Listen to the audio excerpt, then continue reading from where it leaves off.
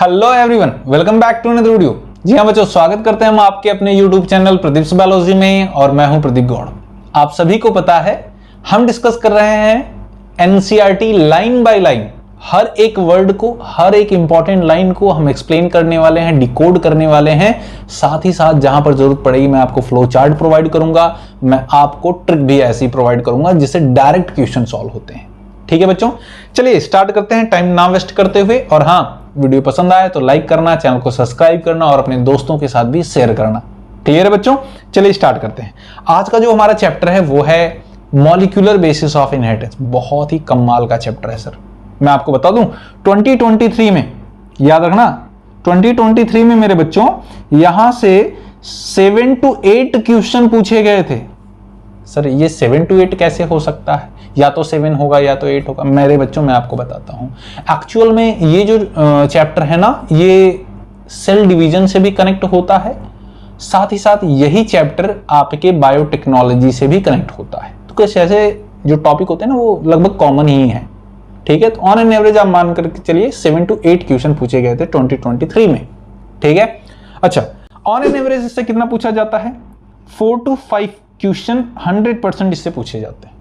इतना तो कंपलसरी है, फिक्स है कि इतने क्वेश्चन पूछे ही जाएंगे। ठीक है, तो आप on an average 20 marks NEET के फिक्स कर सकते हैं अगर इस पर्टिकुलर चैप्टर को आप बहुत अच्छे से पढ़ सकते हैं।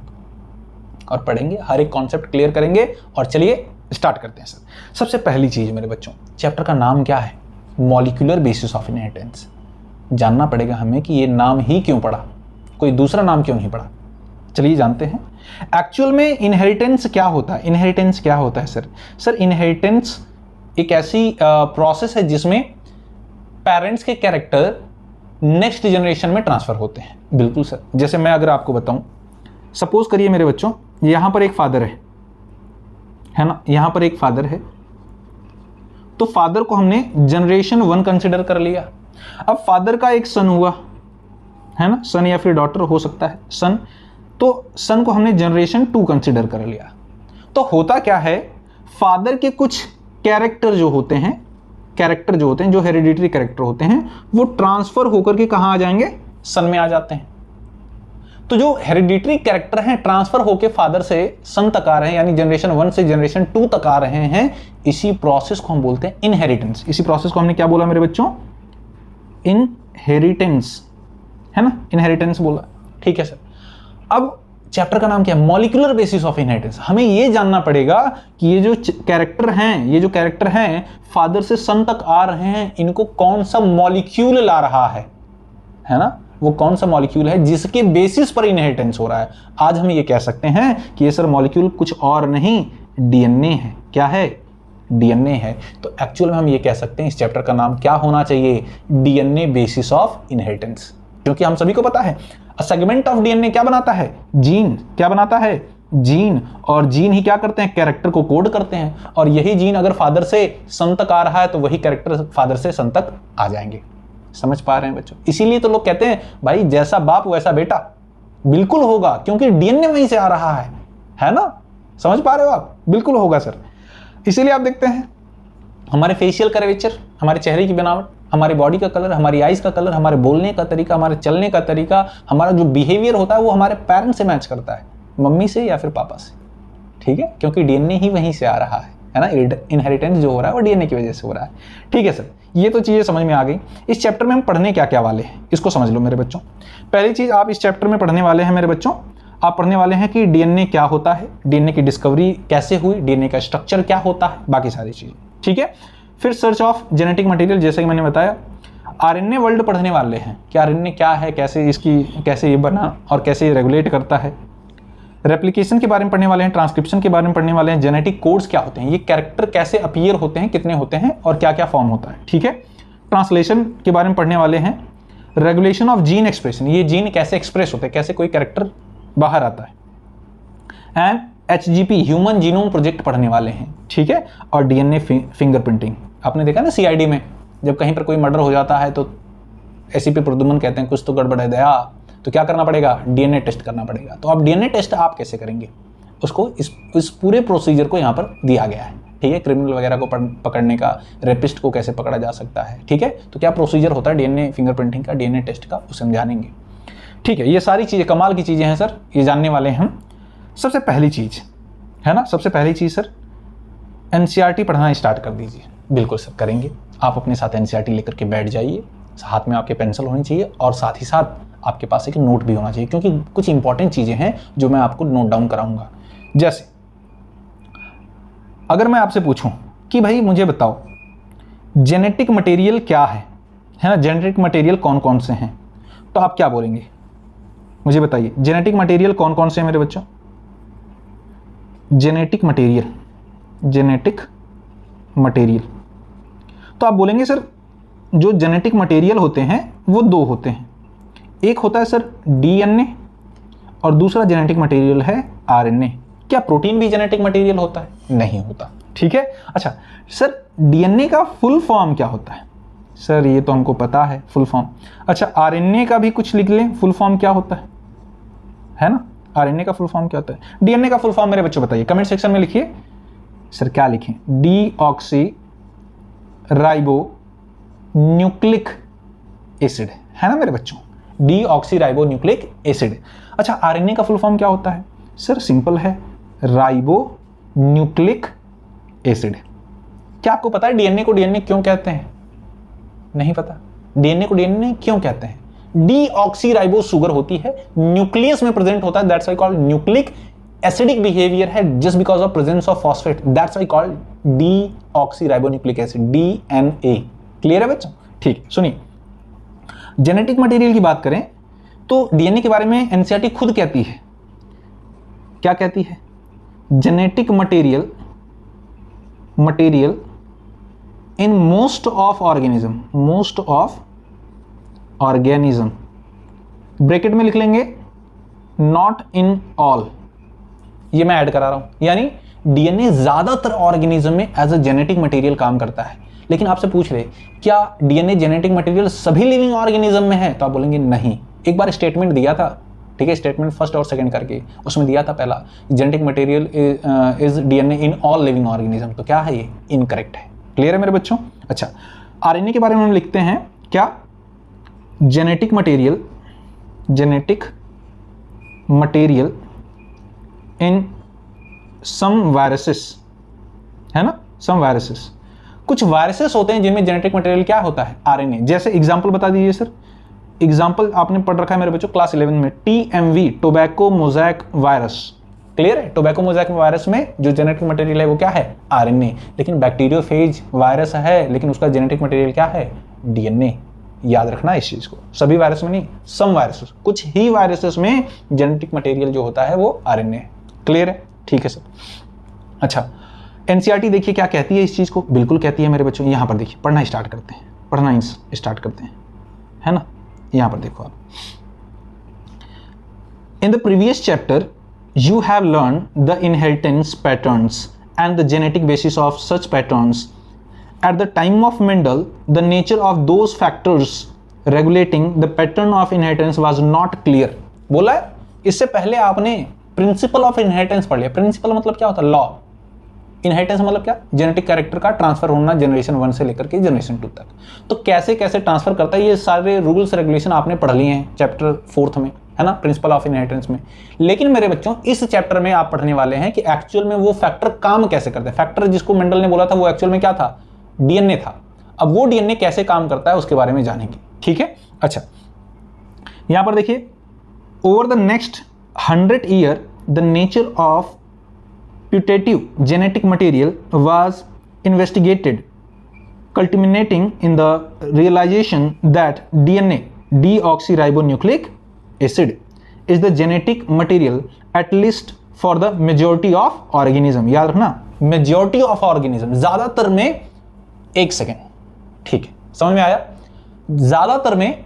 अब मत पूछना ये क्या किया आपने, एक मक्खी थी बैठ गई थी कैमरे पे, ठीक है, तो करना पड़ता है। चलो, मेजॉरिटी ऑफ द ऑर्गेनिज्म में जो जेनेटिक मटेरियल है वो क्या है? डीएनए है। ठीक है, आगे देखिए, in class 11th you have learn that nucleic acid are polymer of nucleotide, बोला 11th क्लास में आपने पढ़ रखा है, न्यूक्लियोटाइड से मिलकर के बना होता है, पॉलीमर ऑफ न्यूक्लियोटाइड से मिलकर क्या बना होता है, डीएनए या फिर आरएनए, जेनेटिक मटेरियल। ठीक है, न्यूक्लियोटाइड क्या है अगर आपको याद हो तो pentose sugar plus nitrogenous base plus phosphate, ये तीनों मिल जाएंगे तो क्या बन जाएगा, न्यूक्लियोटाइड। और 2 पॉलीन्यूक्लियोटाइड चेन मिल जाएगी आपस में जुड़ गई हाइड्रोजन बॉन्ड से, तो क्या बन जाएगा, डीएनए। समझेंगे आगे, ठीक है। अच्छा, यहां पर देखिए एनसीईआरटी क्या कहती है, यहां पर एनसीईआरटी क्या कहती है मेरे बच्चों, deoxyribonucleic acid DNA and ribonucleic acid RNA are the 2 type of nucleic acid, nucleic acid मतलब न्यूक्लियस में present acid, found in living system. DNA act as a genetic material in most of the organism, very very important, not in all, ज्यादातर में होता है। RNA thought it also act as a genetic material in some viruses, very very important, कुछ ही viruses हैं जिनमें जो RNA है एज अ जेनेटिक मटेरियल काम करता है। आगे देखिए, mostly function as a messenger, very important, ये जनरली एमआरएनए आरएनए कैसा काम करता है, मैसेंजर का, तो आपने नाम सुन रखा एमआरएनए, मैसेंजर आरएनए, ठीक है, वो मैसेज को ट्रांसफर करता है डीएनए से प्रोटीन तक। अच्छा, RNA has additional role as well, it function as a adaptor, tRNA की बात कर रहा है सर, टीआरएनए एडाप्टर का काम करता है, अमाइनो एसिड को बाइंड करके रखता है।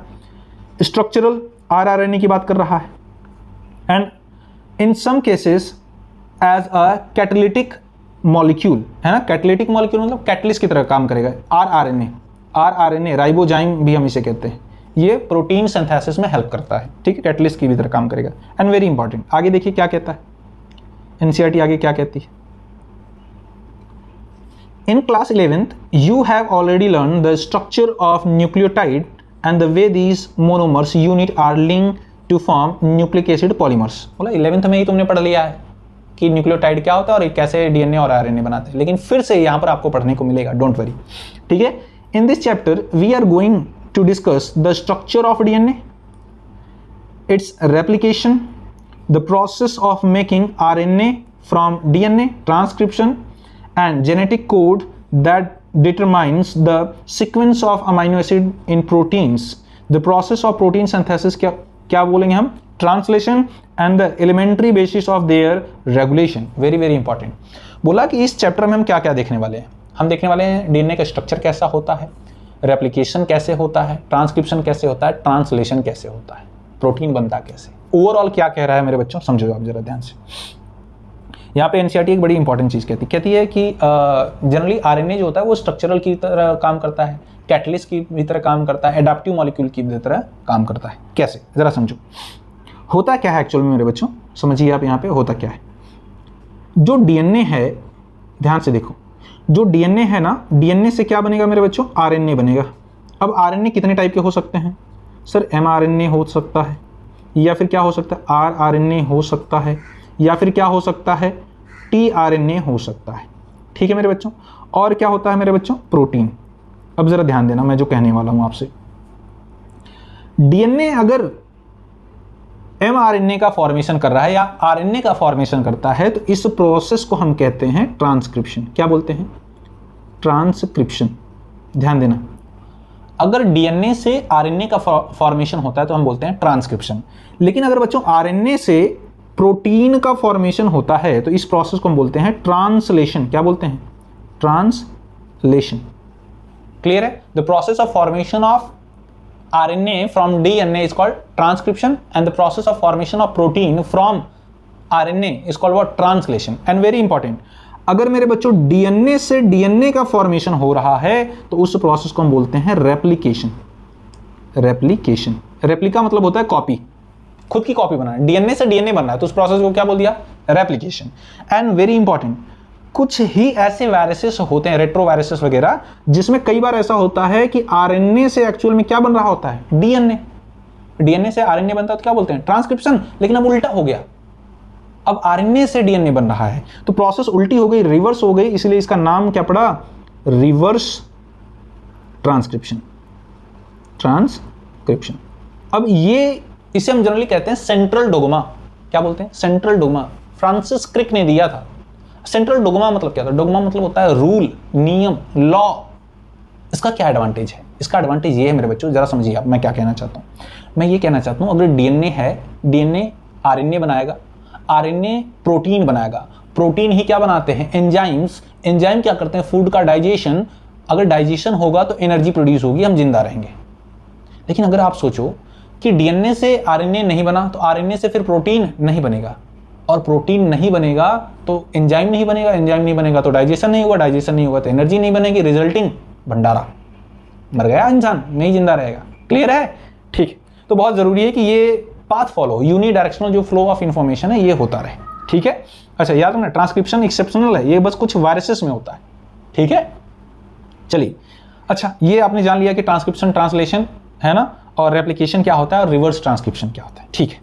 अब सवाल मेरा आपसे है मेरे बच्चों कि अगर हम डीएनए को जेनेटिक मटेरियल कह रहे हैं तो जेनेटिक मटेरियल क्या क्राइटेरिया क्या है? हम किन चीजों को जेनेटिक मटेरियल कह सकते हैं, उसका बेसिक फीचर क्या होना चाहिए?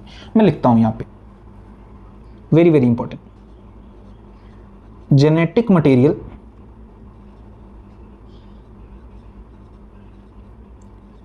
Must possess 4 feature. 4 ऐसे फीचर हैं जो जेनेटिक मटेरियल में होने ही चाहिए। नंबर 1,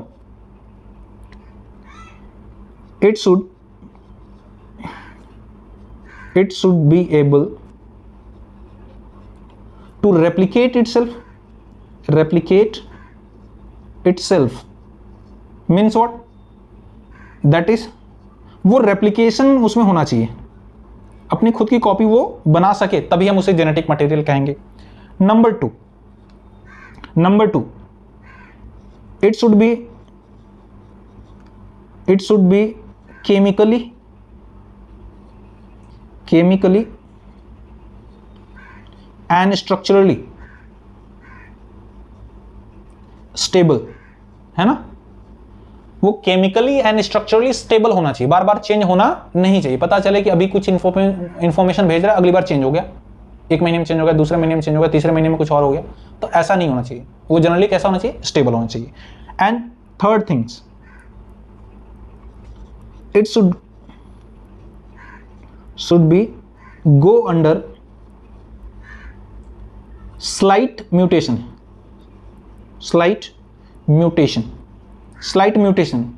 मतलब होता है थोड़ा बहुत चेंज होना, थोड़ा बहुत चेंज होना चाहिए, कई टाइम बाद, बहुत ज्यादा 100 साल बाद, 1000 साल बाद, है ना, बहुत थोड़ा बहुत चेंज होना चाहिए। ठीक है, अचानक से बहुत बड़ा कोई चेंज नहीं होना चाहिए, क्योंकि अगर म्यूटेशन हो रहा है तो म्यूटेशन जनरली हार्मफुल होता है, रिसेसिव होता है।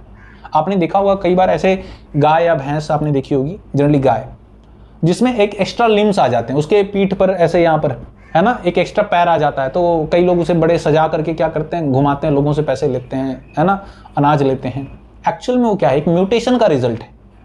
ठीक है, ये नहीं होना चाहिए। म्यूटेशन बहुत ही हार्मफुल है। ठीक है, मोस्ट ऑफ द केस में, कुछ केस में ये इवोल्यूशन को भी सपोर्ट करता है। ठीक है। अच्छा, फोर्थ वन बेटा, फोर्थ वन क्या होना चाहिए? It should be able to represent as Mendelian factor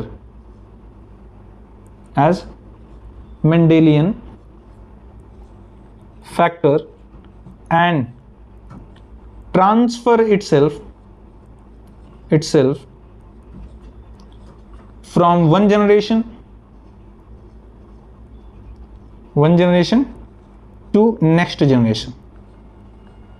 very very important, बहुत ही इंपॉर्टेंट। देखो, अगर आप किसी को जेनेटिक मटेरियल कह रहे हो मेरे बच्चों, तो पहली चीज उसमें रेप्लिकेशन होना चाहिए, वो अपनी कॉपी खुद बनाना चाहिए। दूसरी चीज केमिकली एंड स्ट्रक्चरली स्टेबल होना चाहिए। तीसरी चीज उसमें बहुत थोड़ा सा म्यूटेशन होना चाहिए, थोड़ा बहुत चेंज होना चाहिए।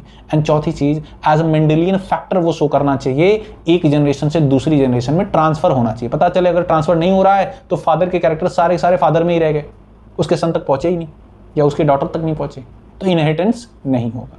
ठीक है, तो इनहेरिटेंस में पार्टिसिपेट करना चाहिए। ठीक है। अच्छा, अब ये जो सारे फीचर है ना, ये डीएनए फुलफिल करता है। दैट्स व्हाई डीएनए को हम क्या करते हैं? As a genetic material consider करते हैं। आरएनए जो है बस कुछ ही वायरसेस में ये क्राइटेरिया को फुलफिल करता है। दैट्स व्हाई कुछ वायरसेस में हम आरएनए को as a genetic material consider करते हैं। लेकिन सवाल ये है sir, most of the organism में डीएनए ही क्यों है ना? उसका क्या रीजन है? चलिए देख लेते हैं, कुछ नोट में लिखवाता हूं आपको।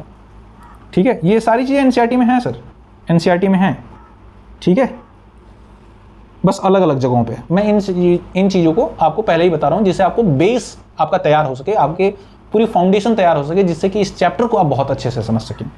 नंबर वन मैं लिखता हूँ, जस्ट अ सेकेंड मेरे बच्चों। Number 1, DNA is preferred as genetic material because, क्यों किया गया? Because it is more stable than RNA। ये RNA से ज़्यादा स्टेबल होता है, दैट्स वाई हम इसे as a genetic material consider करते हैं। दूसरा मेरे बच्चों, RNA नॉट preferred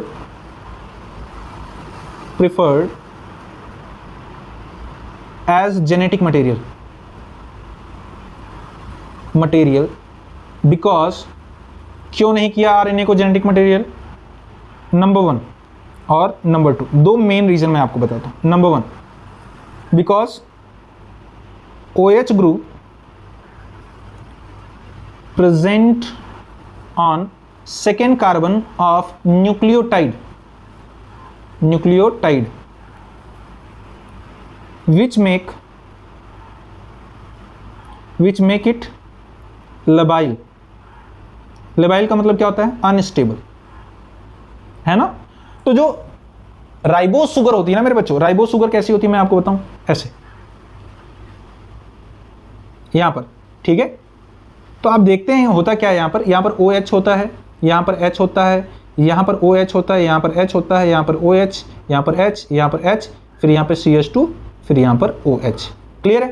तो आप देखेंगे यहाँ पे कि ये फर्स्ट कार्बन है, ये सेकंड कार्बन है, ये थर्ड कार्बन है, ये फोर्थ कार्बन है और यहाँ पर ये फिफ्थ कार्बन है। तो जो सेकंड वाले कार्बन पर ना यहाँ पर OH ग्रुप प्रेजेंट होता है, जिसकी वजह से इसका बिहेवियर जो है वो अनस्टेबल है, ठीक है। अनस्टेबल है तो केमिकली ये स्ट्रक्चरली और केमिकली ये स्टेबल नहीं है, दैट्स वाई इसे प्रेफर नहीं किया गया, पहला। दूसरा क्या रीजन है मेरे बच्चों? दूसरा क्या रीजन है समझिए। RNA act as catalyst, so mutate faster, है ना। जो RNA है वो कैटलिस्ट की तरह काम करता है ना, और इसमें चेंज बहुत तेजी से होते हैं, दैट्स वाई इसे हमने as a genetic material consider नहीं किया या फिर प्रेफरेंस नहीं दी, ठीक है। अच्छा, तीसरा क्या है डीएनए के लिए? तीसरा इंपॉर्टेंट पॉइंट क्या है मेरे बच्चों? Presence of thymine instead of uracil in DNA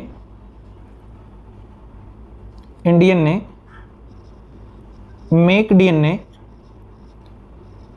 more stable, है ना। तो डीएनए में मेरे बच्चों याद रखना, डीएनए में थायमिन प्रेजेंट होता है यूरेसिल की बजाय। यूरेसिल सिर्फ किस में होता है? आरएनए में होता है। तो थायमिन प्रेजेंट होता है यूरेसिल की वजह की जगह पर, इसलिए डीएनए और भी स्टेबल होता है। And very important fourth one, presence of hydrogen bond between nitrogenous base also provide stability in DNA, very important। अब जो नाइट्रोजनस बेस होते हैं ना, वो आपस में हाइड्रोजन बॉन्ड बना लेते हैं, लिंक करते हैं एक दूसरे से, जिसकी वजह से भी डीएनए में स्टेबिलिटी आ जाती है, वो ज्यादा स्टेबल है। दैट्स वाई ये सारे फीचर्स क्या करते हैं? प्रेफर करते हैं कि भाई डीएनए ही जेनेटिक मटेरियल होना चाहिए। क्लियर है मेरे बच्चों? ठीक है, आप इसका स्क्रीनशॉट ले सकते हैं, नोट डाउन कर सकते हैं।